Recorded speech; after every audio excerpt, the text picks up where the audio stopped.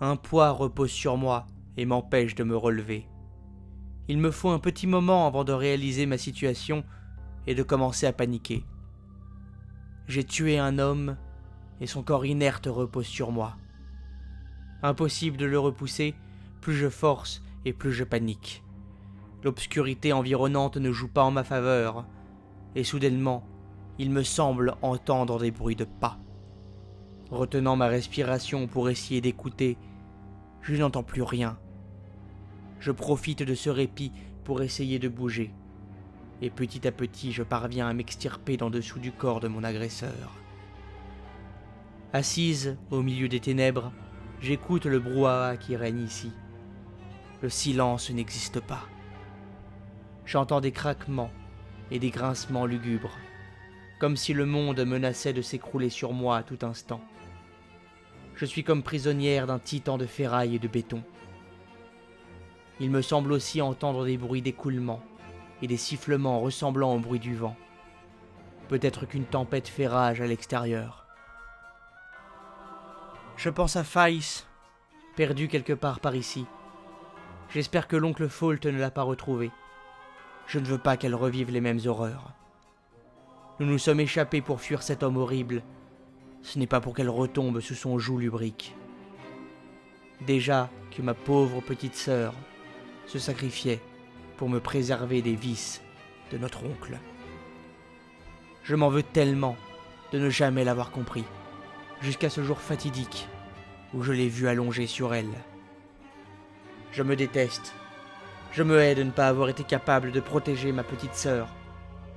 Et me revoilà, une fois encore, impuissante. Les larmes montent et je suis incapable de ne pas pleurer. Je dois la retrouver, car je ne peux accepter qu'elle continue de souffrir à cause de ma faiblesse. Je me suis perdu. J'ai perdu ma sœur. Comme si j'avais perdu une partie de mon âme. Elle est l'autre moitié de mon être. Sans elle, j'existe sans exister, parce qu'une vie sans sa présence est comme une mort longue et lente. Rien n'est pire que de vivre avec le souvenir d'eux, lorsque l'on veut simplement vivre avec la personne en question. Nous avons déjà beaucoup souffert de perdre nos parents, et je pensais que nous étions heureuses dans ce nouvel abri. Je me trompais. J'ai découvert l'horreur en découvrant ce que Fault faisait vivre à ma sœur, tous les jours, toutes les nuits. Je suis horrifié rien que d'y penser. J'ai la nausée au simple fait d'imaginer tout ce qu'elle a subi de ses mains. Je revois ma sœur entre les griffes immondes de ce monstre. L'idée me révulse, mais je n'ai pas le choix. Me rappelant qu'il portait sur lui une lampe torche, je palpe le corps de mon agresseur afin de la retrouver. J'entends un bruit de pas une fois encore, un pas traînant et lourd. Je relève la tête pour observer l'obscurité, mais je ne vois rien. Plus rien. Je tends pourtant l'oreille, croyant entendre encore du bruit. Ce ne sont que les craquements lugubres du bâtiment qui menacent de s'effondrer à tout moment. Je me dis, en relevant la tête, que je verrais peut-être les éclats lumineux des câbles du couloir d'où je venais. Mais je ne vois rien que du noir. J'ai l'impression de perdre toute consistance et que le monde tout autour de moi est en train de s'estomper. Je commence même à pleurer de désespoir et de peur. Le chagrin que m'inspire la perte de ma sœur doit devenir ma motivation, et j'arrive à trouver au fond de tout cela une bribe de courage, ou du moins le peu de force qu'il me manque pour poursuivre ma fouille. Je me dois de retrouver Faïs. C'est un tube métallique froid, plus évasé d'un côté que de l'autre, et c'est en le palpant que je trouve le bouton servant à l'allumer. Je l'actionne et la lumière envahit la salle. C'est un endroit vraiment lugubre, une pièce circulaire en béton nu. Le sol est détrempé parce que de l'eau semble ruisseler le long des parois. Il y a des éclats de verre de toutes parts, et je vois enfin l'apparence ignoble du cadavre de mon agresseur. Ce n'est pas un homme en fait. Je me dis que cela ne peut pas être un homme. C'est impossible d'imaginer que cette chose informe ait pu être un homme un jour. Il est maintenant complètement désarticulé. Sûrement la chute. Son cou est déchiré. Quelque chose lui a dévoré plusieurs doigts sur l'une de ses mains. L'arrière de son crâne est boursouflé et il s'en échappe une purulence nauséabonde. Je prends la décision à regret de retourner son cadavre. Son ventre est déchiré et ses boyaux pendent vers l'extérieur. Je n'arrive pas à retenir le vomi. C'est ignoble. Je sens encore l'acidité de la bile dans ma gorge. Je tuerais pour boire quelque chose. Je me rends alors compte de combien il fait froid ici. Alors, j'entreprends de récupérer la veste du mort. Je parviens à lui retirer une manche, et je tire alors comme une folle dessus pour lui retirer le vêtement. Dans mon élan, je bascule en arrière. J'essaye de reprendre mon équilibre, mais il est trop tard. Je tombe par terre.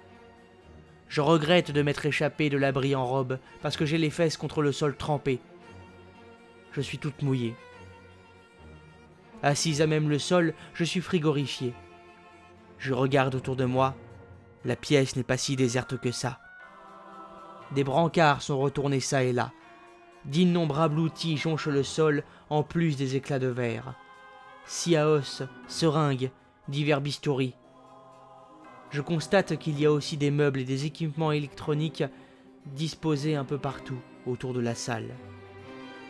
Je regarde vers le haut et je comprends alors que c'était une verrière et que la salle où je me trouve doit être une antique salle d'opération de l'ancien monde. J'éteins la lampe afin d'économiser la batterie, ignorant si elle durera encore longtemps. Je me relève difficilement, puis la torche m'échappe des mains. Je jongle avec, dans l'obscurité, en essayant de ne pas la faire tomber, mais elle finit malheureusement par s'échouer sur le sol dans un fracas qui résonne dans toute la pièce. Je m'immobilise. Je viens d'entendre un curieux bruit. Des bruits de pas traînants, et je ne comprends pas d'où ils peuvent venir. Alors je balaye les alentours avec le faisceau de la lampe que je viens de ramasser en toute hâte. C'est ainsi que je trouve l'ouverture dans le mur de la salle, entre deux vieilles armoires en métal rouillé. Ce n'est qu'un encadrement duquel il manque la porte. J'aperçois les premières marches d'un escalier, qui doit sûrement monter vers la grande verrière que j'ai traversée. « Merci », dis-je finalement à titre posthume à mon agresseur, et qui est aussi mon sauveur. C'est son corps qui a ralenti ma chute. Elle fut mortelle pour lui, mais était-il bien encore vivant ? J'enfile la veste tout en me relevant. La soif se fait de plus en plus forte. Avec la lampe, j'éclaire vers le haut pour me rendre compte de la chute impressionnante que j'ai faite, et je commence à m'ausculter afin de voir si je n'ai pas de blessure. Mon corps est une douleur d'1,50 m. Je n'ai que des égratignures et des contusions. Ma robe blanche à l'origine est maintenant détrempée et presque noire. Je reprends mon souffle pour évacuer ma peur du noir, même si le faisceau de la lampe me rassure énormément. Un son attire mon attention, quelque chose vient de tomber, et j'entends un énorme brouhaha.